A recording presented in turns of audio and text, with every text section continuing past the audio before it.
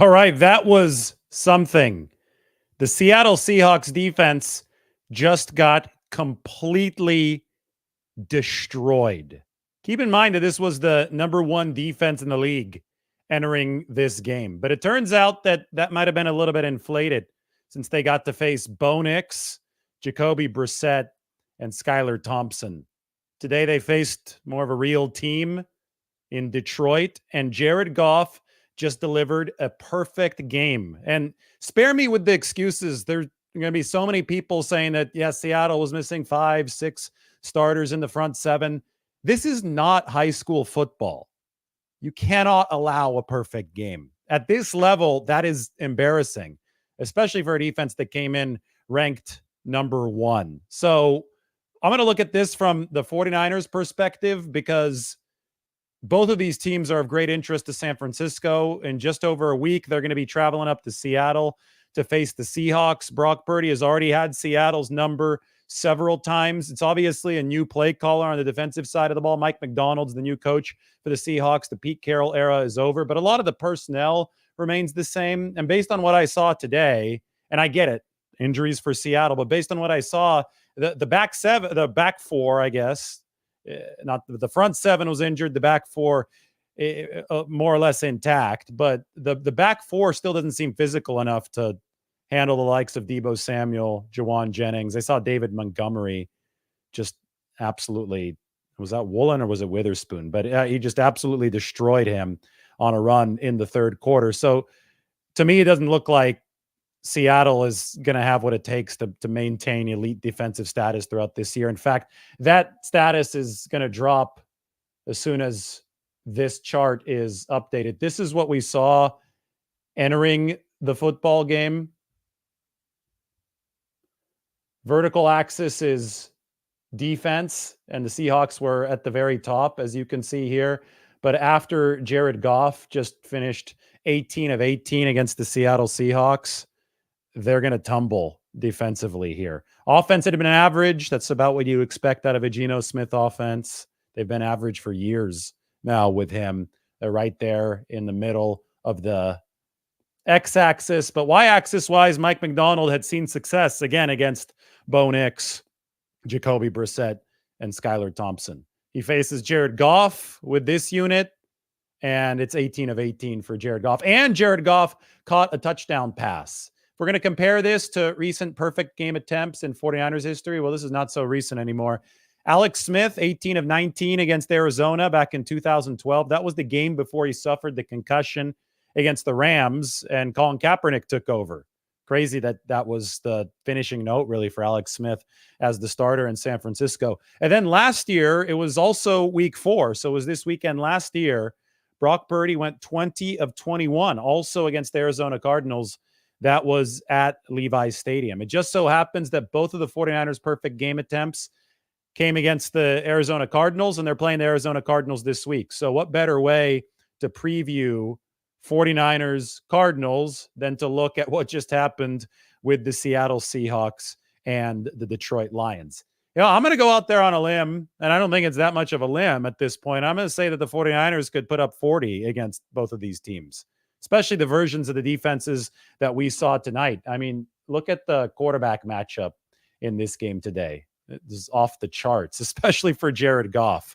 23 dropbacks. He's averaging over 0.7 expected points added per play. So at the end of the day, Geno Smith actually had a higher total EPA, but Geno Smith dropped back 75 times, and Jared Goff only dropped back 23 times. It is hard for me to overstate the absolute destruction that the Detroit Lions put on the Seattle Seahawks defense today. As you can see here, the completion percentage, 100%. You very rarely see that. We might have some history pop across Twitter here, so I can give you a little bit more perspective. 92.9 QBR, 25% completion percentage over expectation for Jared Goff. I mean, this was not good for the Seattle Seahawks. But it also wasn't great for the Detroit Lions defense. And as I said, both of these teams are of interest to the 49ers. They play the Seahawks twice, and who knows, maybe the 49ers are going to play Detroit again in the postseason. And, just looking at history of the 49ers offense against both of these defenses, they put up 34 on Detroit in the NFC Championship game last year, and they put up 31 and 28 respectively on the Seahawks last year. I will say that divisional games I find to typically be a little bit lower scoring. Teams know each other a little bit more, so it creates a little bit more of a defensive battle. But the version of defense that Seattle put out there today that could not tackle anybody, that would given up 7-yard gashes at a time. I mean, I think they came within 8 points and gave up a 70-yard touchdown on one play. That version, susceptible to having 40 dropped on them. The Lions, to me, it's really interesting because what if we see the 49ers and the Lions in the playoffs this year, but in a dome? I actually think that it might be more of an advantage for San Francisco from an X's and O's football standpoint than playing the game at Levi's. Although the game last year at Levi's was played in really warm weather, so it was as close to dome-like conditions as you could get for January and outside. Remember how warm it was for the NFC Championship game? But domes are known as faster tracks for obvious reasons. They're played on the artificial surface, or most of them. Some domes have natural grass, but the one in Detroit is played on an artificial surface. And I really do think that the 49ers have so many offensive weapons, especially if they're relatively healthy heading into a potential playoff game with Detroit in the postseason, that Lions defense would have a lot of trouble. And I think that it's clear. I mean, this is Jared Goff's night, so we're going to talk about Brock Purdy in a little bit, but I think in a 49ers-Lions matchup, the 49ers do have the quarterback advantage. We saw that last year in the NFC Championship game. Purdy was able to deal with the pressure, escape from it, and Jared Goff was not. But, I mean, I would pay to see the 49ers play the Lions in a dome. That would be really interesting to me, and I think the 49ers could put up a lot of points in that situation. Now, you got to look at the flip side. The 49ers defense would probably give up quite a few points given some of the struggles that they've had. I mean, we've seen the defense give up 27 to the Rams with a beleaguered front. They did a lot better against the New England Patriots, better also against the Jets week 2. Well, Sam Darnold's at the top of a lot of league lists right now, so it might not have been the worst loss, but we'll find out by the time the January rolls around what type of defense the 49ers are truly fielding. You know what? Summer has started in San Francisco. Well, or it's about to start in San Francisco. It's September 30th. It's 8:37 p.m. So give it about 3.5 more hours. The calendar will flip to October. Those of you who are from the Bay Area, specifically from San Francisco, know what I'm talking about. Summertime here is October. Call it the Indian summer. It stays nice and warm at night. The winter, meanwhile, is the typical summer. That's why tourists always have to buy sweatshirts with SF on them when they come to San Francisco in July or August because, well, they're just not ready for how cold it's going to feel. I talked a little bit about it earlier. It's the warm air that comes in from the valley colliding with the cold air that is coming from the Pacific Ocean, which is water coming down from Alaska. Warm and cold collide, creates fog, creates a lot of mayhem in the summer. It's cooled off a little bit in the Central Valley. I'm sure we got a lot of 209ers, 559ers, Sacramento people, 916ers watching right now. So I'm sure it's cooled off in your direction. It's September 30th. I hope it has. I feel bad if it hasn't. And if it has, well, that's what helps us get conditions like these in San Francisco. I swam in that water today. It was cool. Swam all the way out to the left. I think you probably see a little boat buoy. I swam over there to the left. Didn't swim all too far. Tomorrow, I think we're going to go outside the pier over there toward Fort Mason, which is under the left tower of the Golden Gate Bridge. But summer started. That means that it's probably going to be a toasty game at Levi's Stadium this weekend when the 49ers take on the Cowboys. And yes, we will emphasize that the Seattle Seahawks defense, if we're going to talk about this, was indeed battered by injury. Let's put up the team tier charts again. It shouldn't be long before Ben Baldwin updates this after Monday Night Football. So we're going to see Seattle's logo drop, and their offensive performance probably will mean they move to the right. So I say Seattle probably going to move to the right, like right around here. I think that's going to be very damaging to their defense with only 4 games on the resume. So I think their defense probably drops to right here. The Seahawks will be right around the tier of the New York Jets after that game. That's my prediction. Meanwhile, the Detroit Lions, well, that was a hell of an offensive performance, the perfect game from Jared Goff. So they're going to slide on out over here, right? Probably near the 49ers, maybe not quite there. And defensively, though, that might be a little bit of a hit for the Lions, what happened today. So maybe they'll move down to near the Buccaneers, who they lost to, by the way. Tampa Bay is the team that beat Detroit. So as you can see, this graph is starting to crystallize. X-axis is offensive EPA per play. Y-axis is defensive EPA per play. Oh, my goodness. It's going to be 101 degrees tomorrow in Visalia. Mike just texted me. Sorry to those of you who are out there. And I said, oh, it's going to cool off in the Central Valley, or it probably already has cooled off. Nope, it's going to be October 1st, and it's going to be 101 degrees.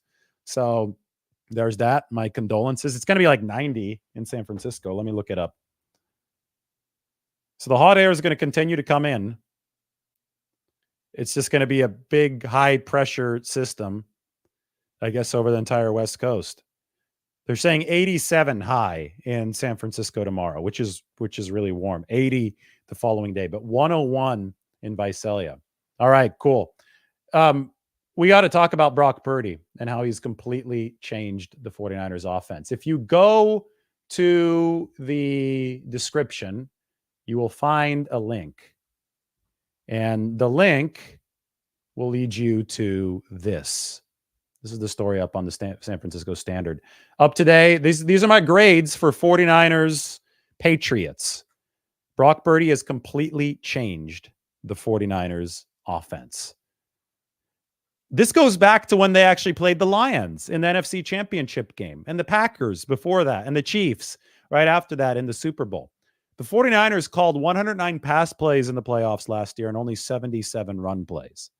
And don't get me started on, well, they were behind. They were behind the Lions by 17, but they actually had an equal run-pass division in the third quarter as they erased that deficit really quickly. So there was a big gap between pass plays and run plays called by the 49ers, which marked a shift. It showed us that Kyle Shanahan was willing to throw more with Brock Purdy. Finally, yesterday after the game, Kyle Shanahan did acknowledge that Brock Purdy gives him the ability to air it out more. And we saw in a lot of glory the 49ers pass first offense yesterday. I mean, they can also still run. Don't get me wrong. Jordan Mason is leading the NFL in rushing yardage, but Brock Purdy is leading the NFL in passing yardage. Juwan Jennings, by the way, is number 3 in receiving yardage. And I should say, let me correct myself. Jordan Mason's now number 2 in rushing yardage. He was number 1 after the game that's photographed on the screen finished, but then Derrick Henry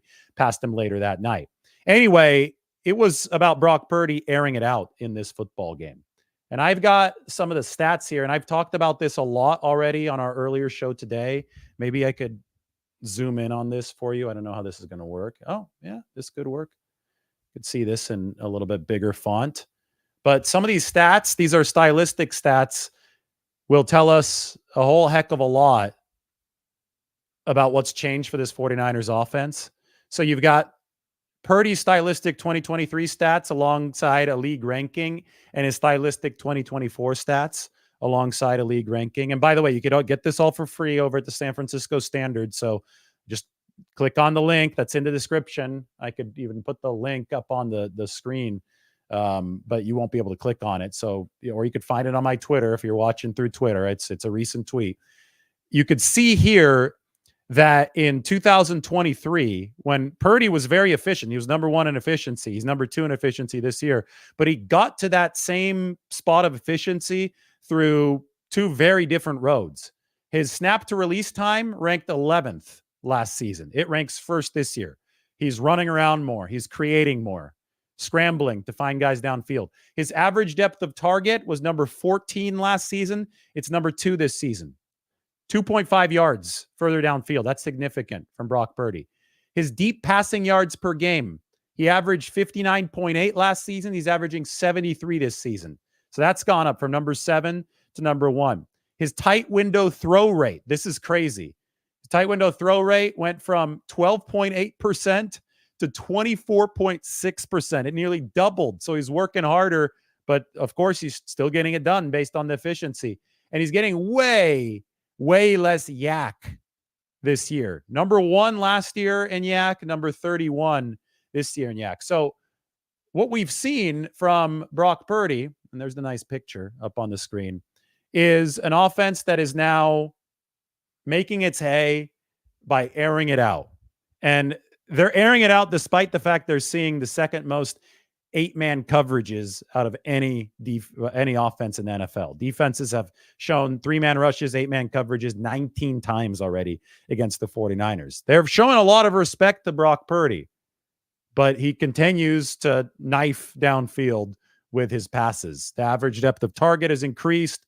The deep balls have increased. Basically, every single ridiculous criticism that wasn't true that Brock Purdy shouldered last year, he doesn't care. He's just plowing through it. He's bulldozing through it with the play that we've seen from him so far this year. So this massive change of the 49ers offense, I don't know how long it's going to last, and I think they'll probably revert to a hybrid of what they've shown so far this year and what they showed last year, especially when Christian McCaffrey returns, because he is such a good outlet man on some of those short passes. Defenses are going to start to have to be a little bit more aggressive against the underneath stuff for the 49ers. They're not going to be able to just seed good efficiency. They're going to have to try to cut some of that off. And, when that happens, it will also help the 49ers deep game. The point is that this offense probably has a floor of good efficiency. It's not going to be worse than good with Brock Purdy at quarterback. That's how good he is. But with a fully equipped arsenal of weapons, and that would include Christian McCaffrey, I think this offense can climb back to the tip top of the NFL. Great offense. They're top 3, top 4 as it stands right now. We'll see how they do against the Arizona Cardinals, who have a below average defense. And then we get to watch them against the Seattle Seahawks on a short week after that. And Seattle just got roasted on the road today by the Detroit Lions. If you're just joining us, Goff, 18 of 18 versus Seattle. The guy up on your screen, Brock Purdy, last year against the Cardinals, who he gets to play this weekend, was 20 of 21. Goff's performance, reminiscent of that 20 of 21 Purdy performance, the 18 of 19 Alex Smith performance. And boy, neither defense today looked good at all. And that's good news for the 49ers, who also haven't looked great defensively this year until they played the Patriots. The Patriots, by the way, they took Seattle to overtime. And I know that that was one of the games that was part of Seattle's number 1 defensive ranking. So Seattle hadn't gotten torched until today. But, if people love to go transitive property with some of this stuff, I see a lot of, the 49ers lost to the Rams. If you're going to play that game, the Seahawks got taken to OT by Jacoby Brissett and the New England Patriots. So I think it's still too early to play that game, just because September is the preseason for all intents and purposes now in the NFL. And when that happens, you have to wait till these seasons blossom into October. That's why I've said that I think that the next 2 weeks can really, truly set the tone for the 49ers season. They're both against divisional opponents in Arizona and then against Seattle. And if San Francisco wins both, say that they take care of business against the Arizona Cardinals at home. Let's look at the spread. I'm curious what the spread for this game against Arizona is. They take care of business there, and then they move on and they win on the road in Seattle.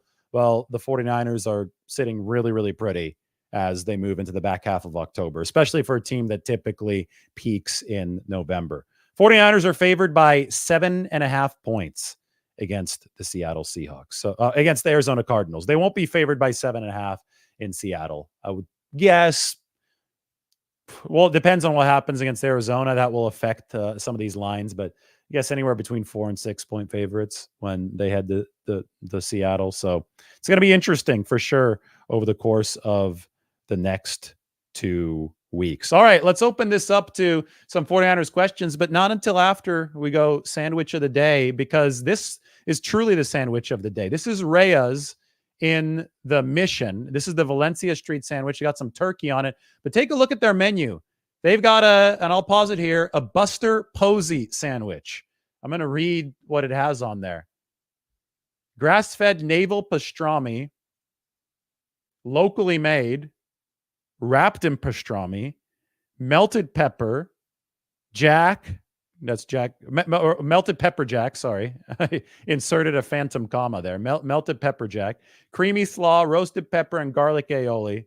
Kansas City style barbecue sauce served on a toasted French roll. That's the Buster Posey. I didn't have the Buster Posey today, but the Giants hired Buster Posey as their president of baseball operations. This is the Valencia Street sandwich at Reyes. They got named one of the top 33 sandwiches in the United States. And it just so happened that local sports icon Buster Posey elevated to an executive role. So I figured it would be a good sandwich of the day here in San Francisco. Play it for you guys one more time. I know they like the 49ers over at Reyes too. So you have to support those local businesses. It was a good day. I was working on this article right here. That sandwich that you just saw right here fueled this article that you see right here on the San Francisco Standard. So when you go to the Standard, there'll be a thing, you got the link on my YouTube page, but there'll be a little email prompt. And that's how you could come aboard. I mean, we've got all of the 49ers grades here. I can go through some of them in a little bit. But first, I'm going to open this up to a 49ers Q&A. How's everybody doing? It's a beautiful, beautiful day. Like I said, summer has started a little bit early, a day early in San Francisco. Questions are open.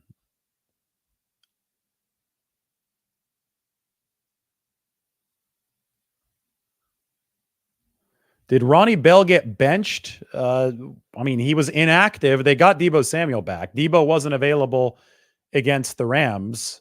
Deebo comes back, so you have to make somebody inactive to have room for Deebo Samuel. So I think it was a simple swap. So technically, I guess, yes. But Ronnie Bell was a reserve in the first place, and he was playing, and he had that big of a target share because the 49ers had some injuries to pick up the slack of.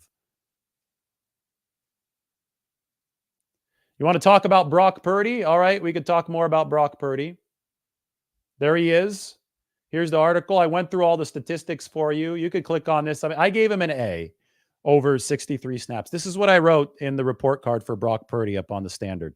There were two blemishes on Purdy's performance: an interception to Patriots safety Jabril Peppers on a throw intended for receiver Brandon Ayuk, who was double covered at the time, and a sack during which Purdy fruitlessly tried to escape a clean pocket. Those plays cost Purdy an A+ in this exceptionally dynamic performance.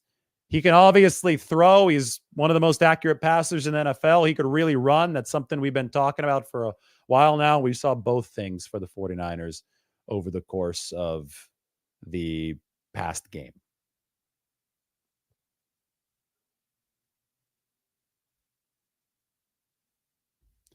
I believe there is a link in the description. I would hope so. If there's not, look, I'm going to grab this. I'm going to hit copy, and I'm going to send it over to Mike. And we're going to get Mike to put the link in the description. Thanks, Mike, if you can do that. So he'll pop it in there, and then you can go check it out over at the San Francisco Standard. Brock is the best quarterback the 49ers have had since Steve Young. Well, yes, statistically for sure. Statistically, he's had one of the best starts in NFL history. Better rating than Patrick Mahomes by 0.1. 0.1, and that puts Brock Purdy at the number one spot out of quarterbacks since the NFL-AFL merger in 1970, and their rating over their first 25 career starts. 112.6 for Purdy, 112.5 for Patrick Mahomes.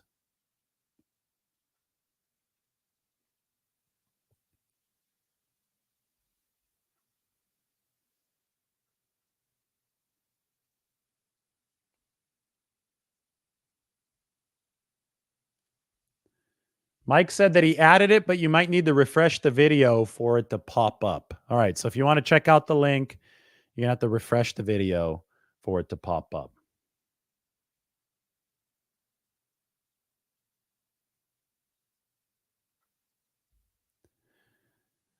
Here's another comment. I know scrambling isn't rare right now, but I feel like Purdy inspired the other quote-unquote less athletic quarterbacks to try and create in bad situations. The thing is, too, that Purdy isn't really less athletic. as we've said, he's got a faster 10-yard split than Christian McCaffrey and Deebo Samuel, as Brock Purdy himself relayed to people yesterday. So hopefully people are listening at this point, because I know when I first said it over a year ago, people wouldn't accept stuff like that.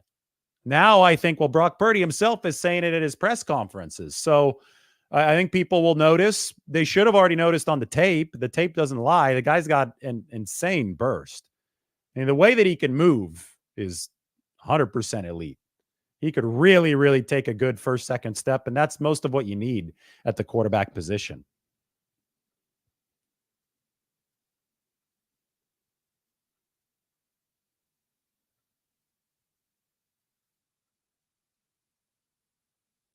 This is, I think, a good comparison for Brock Purdy is Andrew Luck.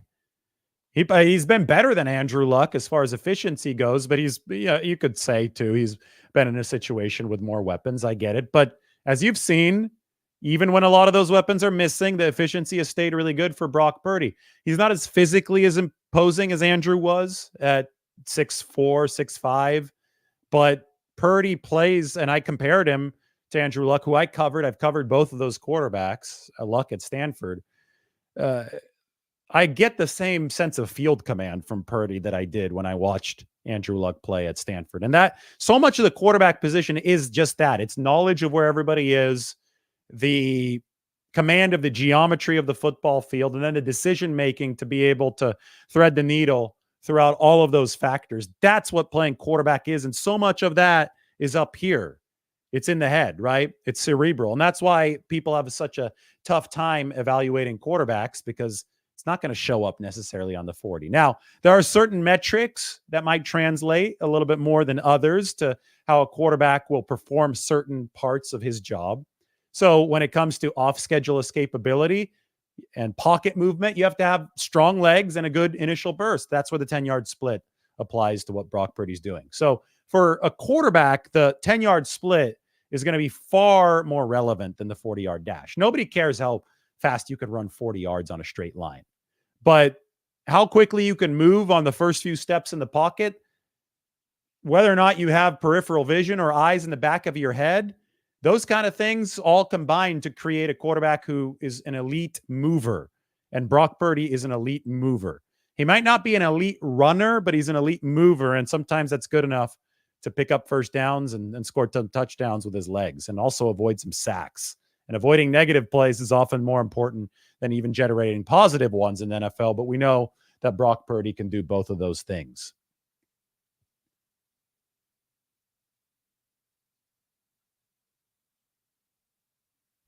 Mason's not sure if the 49ers would destroy the Seahawks or Lions. I'm just saying that Brock Purdy would have his way. He's arguably the best quarterback in the game. I mean, the way Mahomes is playing this year is not playing at a very high level. Will he turn it around? Will he figure it out? Probably. I give Mahomes the benefit of the doubt track record-wise. But the way that I'm seeing QBs play right now, entering yesterday, I would have said Josh Allen at the top, but Josh Allen had a rough go of it against the Ravens. I think it's Purdy and Jaden Daniels playing the best football in the NFL as we speak. Jared Goff, too. We got to give him his flowers. Jared Goff just delivered the perfect game for the Detroit Lions. Here, let's give Goff his flowers. 18 of 18 for the Lions against the Seattle Seahawks, a defense that had been number one, but they were missing a lot of guys. Still, I think it is absolutely embarrassing. You cannot allow a perfect game at this level. It's not high school football. The Seahawks looked like a high school defense against the Detroit Lions tonight, especially when David Montgomery, Iowa State, teammates with Brock Purdy, teammates with the freshman Brock Purdy. He was running over some DBs, kind of like Jawan Jennings ran over some Seattle Seahawks defensive backs last season. All right, I'm going to go back to the Q&A. I know that's what you guys are here for. I know we've already talked about the Seahawks and the Lions.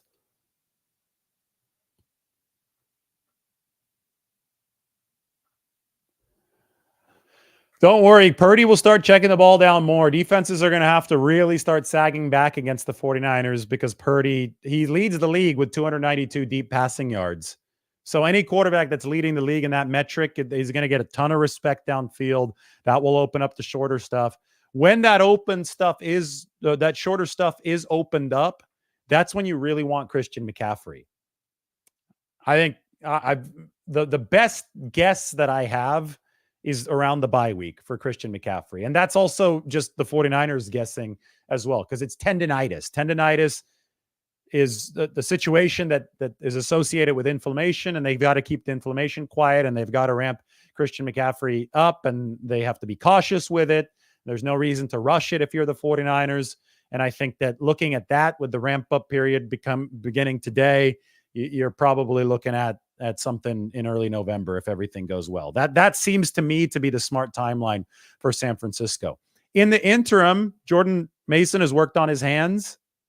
You can go to some other targets on shorter passes. Maybe Jacob Cowing will emerge on some shorter routes for San Francisco. He's got some speed too, and you could probably run some sideline to sideline stuff with Jacob Cowing in the run game that can also help things out. So 49ers are going to adapt. Don't worry. It's a good problem to have when you're passing deep so effectively that opposing defenses are going to start asking you to throw a few more checkdowns by sagging so far off the line of scrimmage.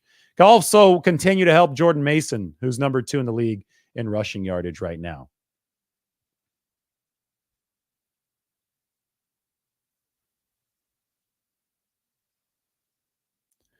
Do I think Garendo will keep doing kick returns next week? It's a good question. I know Shanahan has very little patience for that. They might just have to put in a veteran who they really, really trust back there, because they lost 16 expected points on special teams this past game. And most of that damage occurred because of that fumble from Isaac Garendo. They gained 24 expected points on defense. They gained 11 expected points on offense. They lost 2 touchdowns and 2 2-point conversions worth 16 points on special teams. It won't fly for the 49ers against better opposition. So they need to find a way to eliminate these glaringly bad plays in that third phase of the game.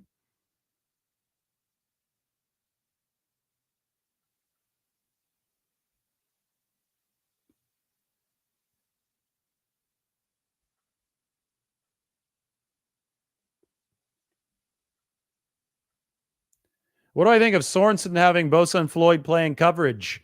I think that's a standard zone blitz. You see it around the NFL a lot. And I think some of that influence is coming from Brandon Staley as well. What you do is you bring a rusher that the offense isn't expecting, because you don't run the zone blitz all the time. You run it rarely, but you pick your spots. So when there is a zone drop from Bosa or Floyd and a linebacker comes instead, or Malik Mustafa comes instead, you can hit the quarterback and the offense with a pressure that they're not suspecting.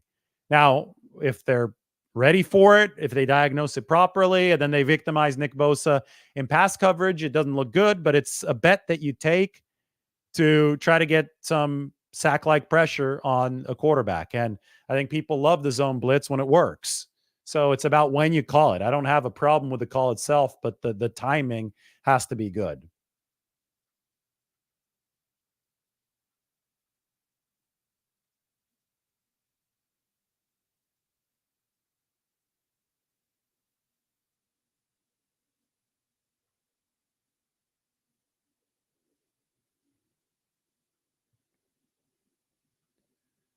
I still think it's a little too early to call Garendo a flop. I think that, again, he's a rookie.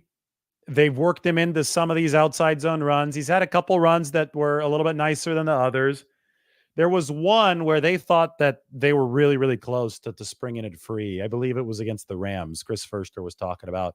So give him some time. I mean, somebody like Raheem Mostert, it took him several seasons in the league. And the comps that I'm getting for Isaac Garendo are Raheem Mostert comps, kind of an upright running style, but he could really, really pick up speed quick when he slashes downfield. So I think patience is important. Consider September to be preseason in the NFL, especially for Garendo, who missed most of training camp, and see if he starts to get a little bit more involved and a little bit more comfortable throughout the course of October.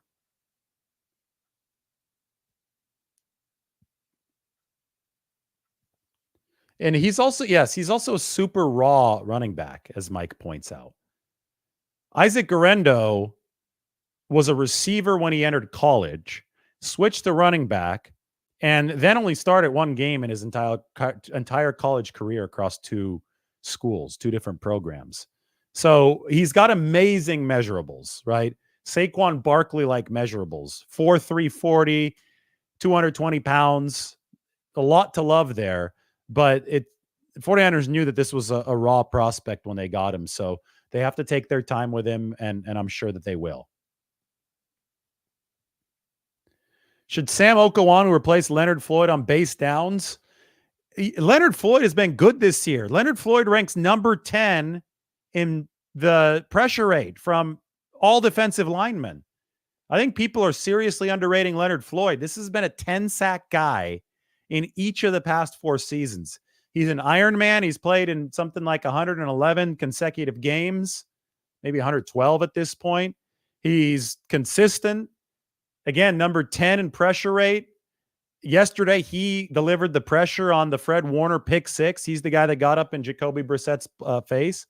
So let's see a little bit more respect for Leonard Floyd, who's been a good player in this National Football League for a long time. And he delivered 5 more pressures for the 49ers yesterday.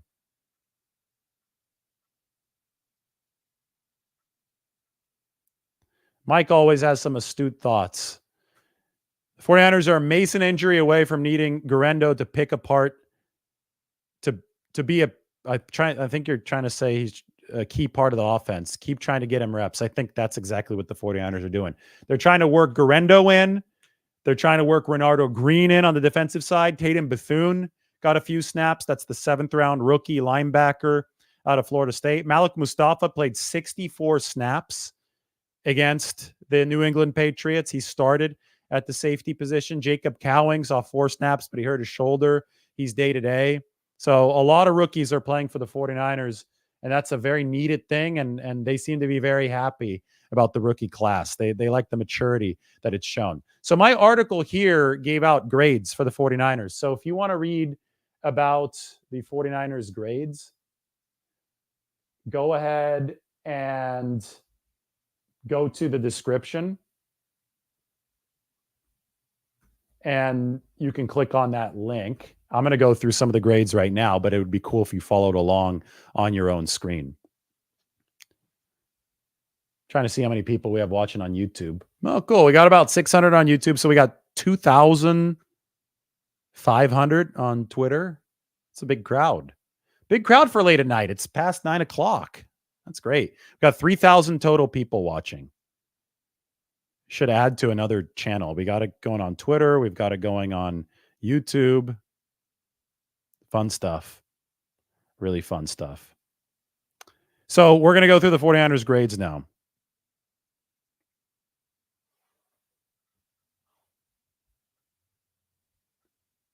And I said that we had an A for the quarterback position. I gave running backs a B-. And as you can see here, I'm going to highlight it. Mason is 3rd in the NFL in rushing yards over expectation, behind only Saquon Barkley, speaking of him, and Derrick Henry. Mason has been awesome for the 49ers.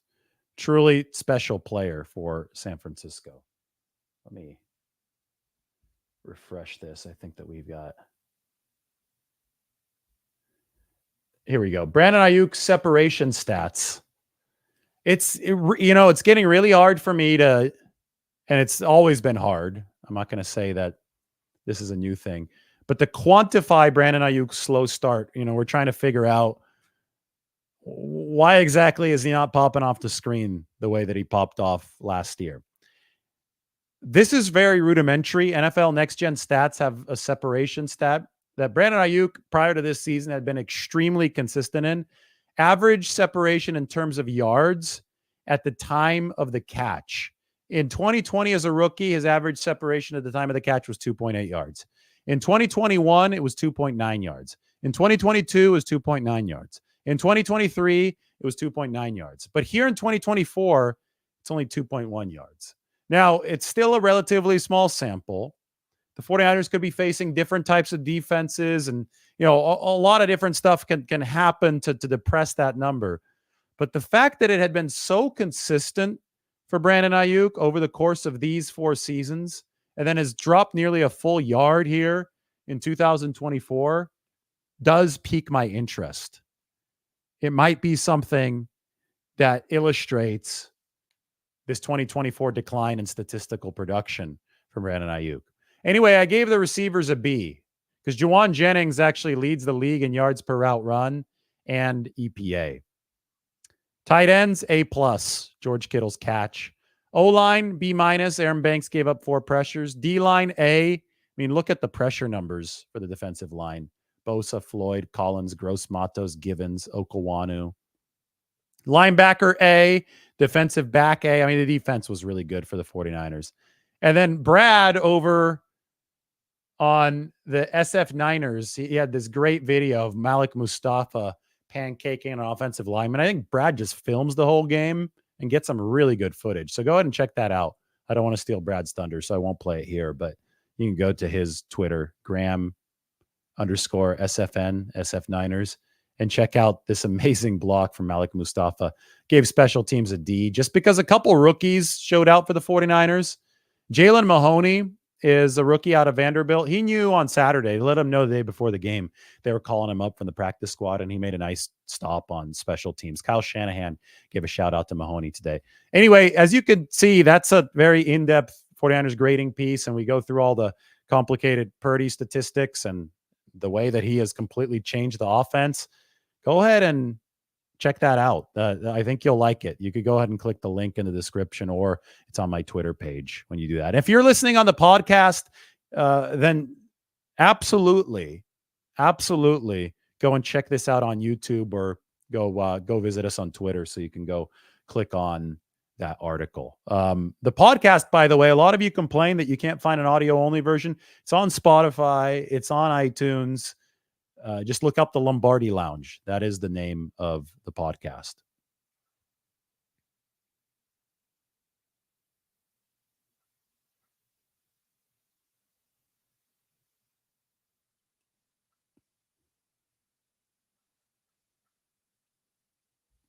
Any more questions? We'll have to do a meetup in Buffalo. I'll have Margot's the one that organizes the meetups. So I'll tell her, hey, we got to do something in Buffalo. If you're coming in from Toronto, that's really cool.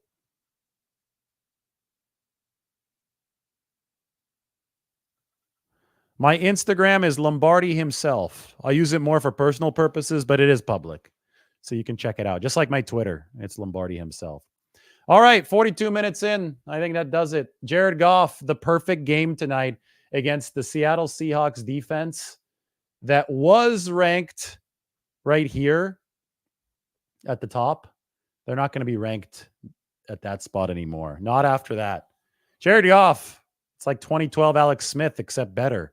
Brock Purdy was 20-21 against Arizona last year. But both of the defenses that I saw on the field tonight, the Seahawks and the Lions, I think Brock Purdy could absolutely roast, especially if they played the Lions in the playoffs in a dome. The fast track, that 49ers offense, would be tough. Because they put up 34 in Detroit last season, despite sleepwalking early in that game, and 31-28 on the Seahawks last year. And I think Purdy has obviously only gotten better. So that was my takeaway today from Monday Night Football. And then, of course, I wrote about how Brock Purdy has completely changed the offense. And this is our celebration of the start of summer in San Francisco. How about that? That's from the Dolphin Club, by the way. Beautiful. Swam those waters today. They were nice and chilly, but it was hot outside. So that was good. And, of course, the sandwich of the day as we pan back to the Golden Gate Bridge. Reyes on Valencia Street. Reyes, the apt place to go today because the Giants brought in Buster Posey to take the John Elway, John Lynch role. They got the Buster Posey sandwich at Reyes. So go on, enjoy it. It's on Valencia and 19th Street. I'm going to go eat a burrito now. It's 9:10 p.m., 9:13 p.m. Everybody subscribe, go check out the Standard, do all that good stuff. We'll talk to you soon.